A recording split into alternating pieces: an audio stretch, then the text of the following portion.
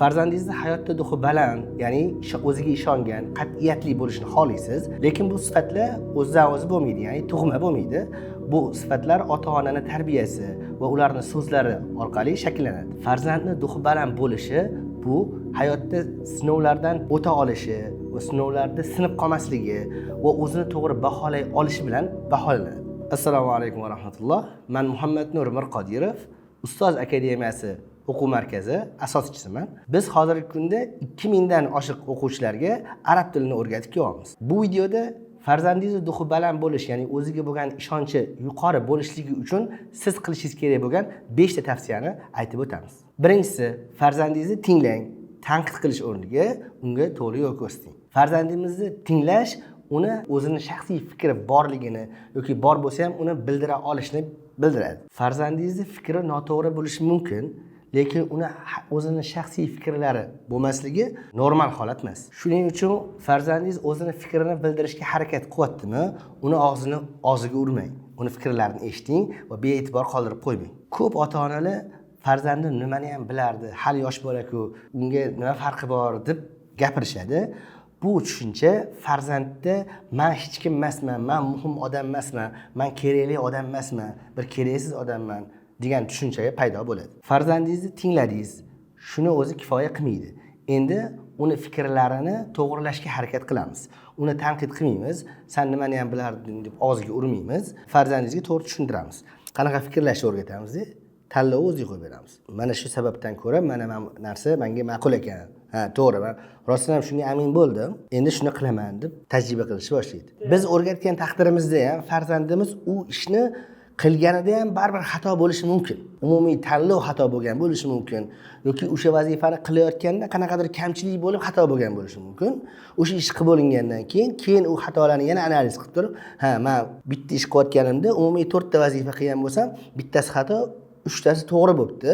Mana shu 3 ta to'g'ri bo'libdi. Endi keyingi safar shu 3 tani qilaman, lekin mana men xato bo'lgan ishimni endi to'g'rilab turib yana davom etaman degan narsa bo'lishi kerak. Endi keyin bu sharmandalik emas, bu xato qilish degan narsa bo'ladi. Farzand yaxshi tushunib olishi kerak. Biron ishlarni o'zi fikriga tayangan holatda biron ishlarni qildimi, u xato bo'lib qolishi mumkin. O'sha xato qildi, demak u tajriba. Xato qilmaslik uchun tajriba kerak. Tajriba uchun aniq xato qilish kerak. Ota-ona farzandiga qilayotgan ishlarida qanday reaksiya ko'rsatsa, sen kichkina ekansan, qila olmading, mana bu xato bo'ldi. Xato bo'lishlik bu normal holat emas degandek tushuncha bilan reaksiya bildirsa bolaga, bolada ham shu narsa paydo bo'ladi-da, keyingi xatolar qilishga cho'chib qoladi. O'zi muvaffaqiyatni katta sababchisi bu xato qilish. Odam xato qilishdan cho'chimasa bo'ldi, oldinga yuraveradi. Eng asosiysi bitta xatoni qayta qilmaslik. Farzand shu narsani zo'r tushunib olsa, oldinga ketaveradi. Ikkinchisi, farzandingizga fikrlashni o'rgatdingiz, uni o'zini o'zi analiz qilishni o'rgatdingiz. Endi unga u fikrlarini amalga oshirish uchun erkinlik bering. Farzandingizni yoshlikdanoq unga erkinlik berishingiz katta bo'lib qolganida katta xatolar qilishini oldini oladi. Shuning uchun yoshligidan erkinlik berishga, uni fikriga amal qilish, ya'ni amaliyotga tatbiq qilishiga qo'yib bering. Duxi baland bo'ldi, odatda ota-onasiga bog'lanmagan bo'ladi. Misol uchun, farzandingiz biron muammo bilan sizning yoningizga kelsa, unga shu narsani yaxshilab o'rgating. Ya'ni farzandingiz yoningizga kelganda, u taxminiy o'ziga ro'para bo'lgan xatoga ikkita yechim bilan kelsin. Yechim to'g'ri bo'ladimi, noto'g'ri bo'ladimi, umuman farqi yo'q. Ikkita fikr bilan keladi yoningizga va fikrlarni birgalikda tahlil qilasiz. Va ikkalasi ham xato bo'ladigan bo'lsa, savollar orqali olib kelgan yechimini, xatoligini izohlab tushuntirishga harakat qilasiz. Va unga qo'shimcha savollar bilan boshqa yechimlar paydo bo'lishiga sabab bo'lasiz. Misol uchun, bu ishni mamna qilib ko'rsa qanaqa bo'ladi deb o'ylaysan? Yoki mana buni bundan ham yaxshiroq qilish mumkinmi degan savollar bilan uni fikrlashini yana ham rivojlantirsa bo'ladi. Bu oddiygina savollar farzandingizni fikrlash doirasini kengaytiradi. O'zi qanaqadir qarorlar qabul qilayotganda o'ziga bo'lgan ishonch yana ham ortadi. Uchinchisi, farzandingizni natijasini emas, uni harakatlarini rag'batlantiring yoki maqtang. Bu borada bir mashhur gap bor. Biron ishlar qilganingizda xato bo'lishi mumkin. Shunda sizda xulosa shunaqa bo'lishi kerakki, yo yaxshi bo'ladi yoki yaxshilikka bo'ladi. Bu gap hayotdagi barcha harakatlarimiz biz o'ylaganimizdek bo'lavermasligini yoki natija beravermasligini o'rgatadi. Shuningdek, natijalar bizga bog'liq emasligini ham bildiradi. Eng asosiysi, biz harakat qilishda to'xtashimiz kerak emas. Natija faqat Allohdan. Farzandingiz biron ishni qilganida u faqat natija bersagina maqtamasdan, uni harakatlarini, ya'ni nima ishlar qildi, u nima ishlar qilyapti, o'shalarni e'tirof qiling. Ba'zilarda shunaqangi fikrlar bo'ladi. Farzandim natijaga erishganda ham e'tirof qilishim kerak. Shuni unutmangki, farzandingiz biron natijaga erishdimi, o'sha natijani o'zi asli mukofot. Ya'ni natijaga erishilganda odamning motivatsiyasi, unga xohish istaklari, energiyasi to'lgan holatda bo'ladi. U eng asosiysi, u mehnat qilganda natija bo'lmay qolganida tushkunlikka tushmasligi uchun, harakatlarida natija bo'lmay qolganida yana ham energiya olishligi uchun, asosiysi men harakat qilishda davom etyapman-ku degan tushuncha unda paydo bo'lishligi uchun harakatlarini e'tirof qilish kerak. Farzandlarimizga shunaqangi tushuncha bilan munosabat o'rnatishimiz farzandlarimiz o'ziga bo'lgan ishonchi yuqorilashiga, yana ham kuchli bo'lishiga va xatolar qilsa tushkunlikka tushib qolmasligiga sabab bo'ladi. Endi rag'batlantirishga keladigan bo'lsak, rag'batlantirishning turli xil uslublari bor. Bulardan misol uchun farzandingizni qilgan ishlarida yoki tanlovlarida yoki to'g'ri fikrlaganida uni e'tirof qilib qo'yishingiz. Bu ishing to'g'ri, menga yoqdi yoki biron ishni qilganda quchoqlab qo'yishingiz mumkin yoki unga yoqadigan mashg'ulotlarga olib borishingiz mumkin yoki pul shaklida bo'lishi mumkin. Lekin pul shaklida bo'ladigan holatda qilinadigan bitta xato bor.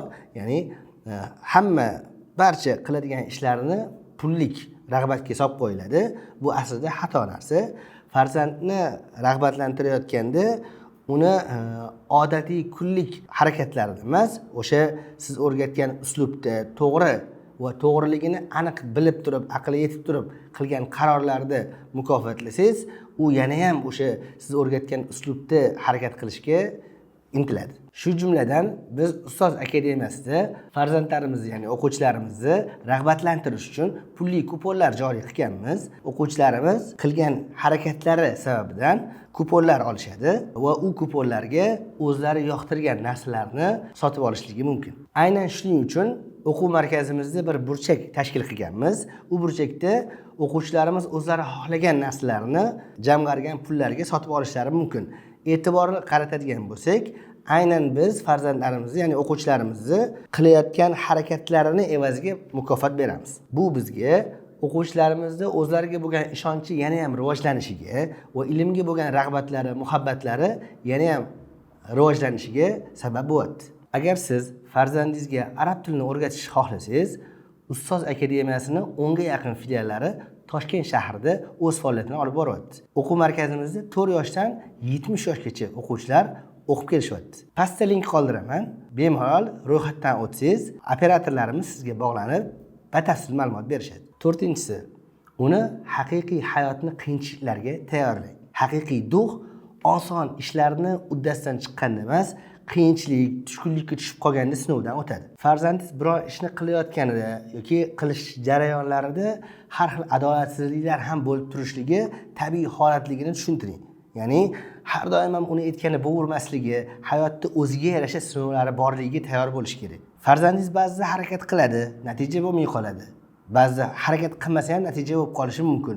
Ya'ni hayot har doim siz yozib qo'ygan chiziq chegara ortida, ya'ni shuni ichida bo'lmasligiga tayyor bo'lish kerak. Misol qilib aytadigan bo'lsak, samolyotda ona, farzand va bir kishi o'tiradi. U kishi oynaning yonida o'tiradi. Ona aytadiki, farzandim o'sha oyna yonida o'tirgisi kelyapti desa, har ikki kishining bitta zo'r gapi bor. Farzandingizga joyini bera olishim mumkin, lekin farzandingiz haqiqiy hayotni bir tushunchasini anglab yetishi uchun bu ishni qilmayman. Ya'ni har doim ham u xohlagan narsalar bo'lmasligini tushunib yetish kerak deydi. Har doim ham u xohlagan narsalar bo'lavermasligini tushunishi, bilishligi hayotga bo'lgan kuchli tayyorgarlik, ya'ni o'ziga bo'lgan ishonchi, duxi oshishligiga sabab bo'ladi. Va 5-inchisi, asosiylardan biri, farzandingizni tepadagi hamma harakatlarini ildizi bo'lgan narsa bu farzandingizga haqqiga duo qilishingiz. Farzandingiz o'zi uchun ota-onasi duo qilayotganini his qilib yashashi, ichki ruhiy quvvat, kuch bo'lishligiga sabab bo'ladi. Farzandingiz har gal ko'chaga chiqib ketayotganda yoki biron yangi ishni qilayotganida mani ota-onam menga dalda bo'lib turibdi, menga ishonadi, meni duo qilib turibdi, albatta o'xshaydi ishlarim deb o'ziga bo'lgan ruhiy quvvati bo'lishligi hayotda rostdan ham ishlari o'xshab ketishiga sabab bo'ladi. Bu videoda sizlar bilan farzandni duxini oshirish, ya'ni o'ziga bo'lgan ishonchni yuksak darajaga chiqarishga bo'lgan harakatlarni ko'rib chiqdik. Videomiz manfaatli bo'lgan bo'lsa, yaqinlaringizga ulashib qo'ying. Like bosishni unutmang.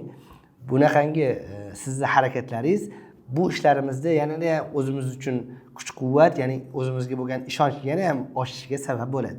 Video kuzatish davomida qanaqadir savollar paydo bo'lgan bo'lsa, izohlarda yozib qoldiring. Kelasi videolarimizda aynan sizning savollaringizga bag'ishlaymiz.